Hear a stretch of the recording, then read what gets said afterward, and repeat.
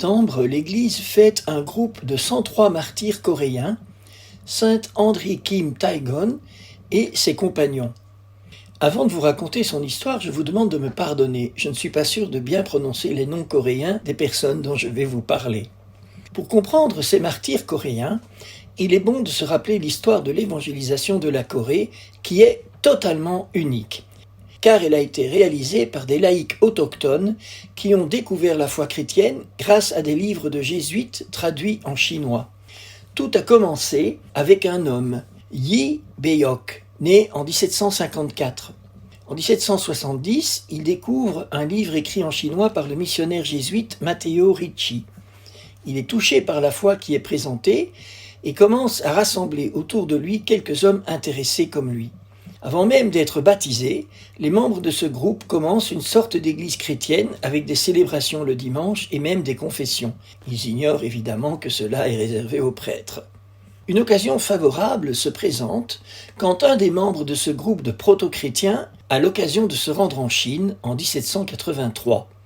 C'est Yi Seung-hoon qui accompagne son père ambassadeur à la cour de Pékin. Il est chargé de rencontrer des missionnaires en Chine, de se faire baptiser et de revenir avec le maximum d'informations sur le christianisme. Nous disposons du récit d'un missionnaire jésuite, le père Ventavon, qui raconte dans une lettre du 25 novembre 1784 la visite de la délégation coréenne. Les ambassadeurs vinrent sur la fin de l'année dernière. Eux et leur suite visitaient notre église. Nous leur donnâmes des livres de religion. Le fils d'un de ces seigneurs, âgé de 27 ans, érudit et très bon lettré, les lut avec empressement. Il y vit la vérité, et la grâce agissant dans son cœur, il résolut d'embrasser la religion après s'en être instruit à fond. Le jeune homme de 27 ans, c'est Yi Seung-hoon, qui est baptisé avec le nom de Pierre. De retour en Corée, il baptise à son tour ses compagnons, et en particulier Lee Byok, le précurseur, qu'il baptise sous le nom de Jean-Baptiste. À partir de 1785, la religion chrétienne est interdite par les autorités coréennes qui se méfient de tout ce qui vient d'Occident. Jean-Baptiste Yi Byok est découvert. Il refuse de renier sa foi. On l'enferme dans sa maison où il meurt de faim. Il est le chef d'un autre groupe de 132 martyrs dont la cause de canonisation est en cours. Pendant les 50 premières années de l'évangélisation de la Corée, un seul prêtre pourra pénétrer dans le pays. C'est un prêtre chinois, Zhu Mun-mo, qui ne restera que 6 ans avant de mourir martyr lui aussi. C'est dans ce contexte que naît André Kim Taegon en 1821 à Tanjing, dans une famille noble. Ses parents sont des chrétiens convertis. Son père, Ignace Kim Chejung, a été baptisé en 1839 et il a été canonisé en 1984 en même temps que son fils. Il a voulu faire de sa maison une véritable église domestique. Les fruits ont été incroyables. En 4 générations, 11 membres de sa famille ont été martyrisés, 5 ont été béatifiés et d'autres déjà canonisés.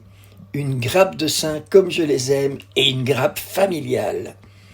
Kim Taegon est baptisé à 15 ans par le père Pierre Mauban des Missions étrangères de Paris. Il reçoit le nom d'André. Dans sa jeunesse, André essaye d'aider les missionnaires à entrer en Corée. Une fois, il le fait au péril de sa vie. Il marche dans la neige pendant si longtemps qu'il finit par s'écrouler, épuisé et à bout de force. Il risque de mourir congelé. Mais brusquement, il entend une voix qui lui ordonne « Lève-toi et marche !» Il reçoit la force de se lever et d'accomplir le reste de sa route avec comme l'ombre d'une personne qui le guide. Finalement, André décide de devenir prêtre et il se rend à Macao, un comptoir commercial sous protection portugaise, où il peut entrer au séminaire. Après 9 années d'études, il est ordonné prêtre en 1845 par Monseigneur Jean-Joseph Ferréol. C'est le premier prêtre coréen. Il décide de rentrer dans son pays, très conscient des dangers qu'il encourt. Il veut continuer l'évangélisation de ses compatriotes. Le pape François, qui lui a consacré une catéchèse du mercredi, le désigne comme un modèle du zèle et du courage apostolique. Le père André Kim commence alors sa mission d'évangélisation en cachette. Cette mission va être très fructueuse car il connaît bien la culture de son peuple. En même temps, c'est très difficile de rester caché pour évangéliser. Le pape François raconte comment se déroulent les rendez-vous secrets du Père André avec des chrétiens et comment ils se font reconnaître.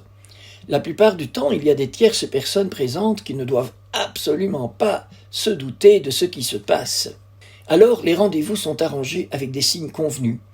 Tu rencontreras ce chrétien et il aura ce signe sur son vêtement ou dans la main.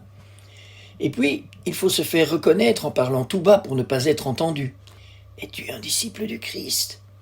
Et il s'ensuit une conversation toujours à voix basse où le saint prêtre livre l'essentiel de la foi chrétienne. Malheureusement, le père André Kim va être découvert accidentellement alors qu'il monte sur un bateau chinois pour faire parvenir des lettres en Europe via l'évêque de Pékin. Cela se passe en 1846, soit seulement 1 an après son ordination sacerdotale. Il est déféré devant le mandarin et condamné à la prison. Parce qu'André est de famille noble, le gouverneur intervient pour essayer de lui faire renoncer à sa foi. André refuse, même sous la torture. Il est décapité le 16 septembre 1846 à l'âge de 25 ans. Il est considéré comme le chef de groupe des 103 martyrs de Corée, parmi lesquels se trouve aussi son père, saint Ignace Kim. Ils ont été canonisés par saint Jean-Paul II le 6 mai 1984. Notons que 124 autres martyrs ont été béatifiés par le pape François le 16 août 2014 lors de son voyage en Corée du Sud. On peut se poser la question de l'efficacité, ou plutôt de la fécondité, du sacrifice de saint André Kim après seulement 1 an de sacerdoce. À vue humaine, cela semble pure folie. Et pourtant, la Corée est un des lieux où se vérifie expérimentalement la célèbre parole de Tertullien: le sang des martyrs est semence de chrétiens. On sait qu'en Corée, plus de 10 000 chrétiens catholiques ont donné leur vie pour leur foi. Et cela a porté un fruit extraordinaire. Aujourd'hui, la Corée du Sud compte plus de 30% de chrétiens qui se répartissent en gros entre 20% de protestants, arrivés dans le pays en 1885, 2 ans après que la liberté religieuse ait été reconnue, et 10% de catholiques. C'est un des pays d'Asie de l'Est avec la plus grande présence chrétienne après les Philippines et le Timor oriental.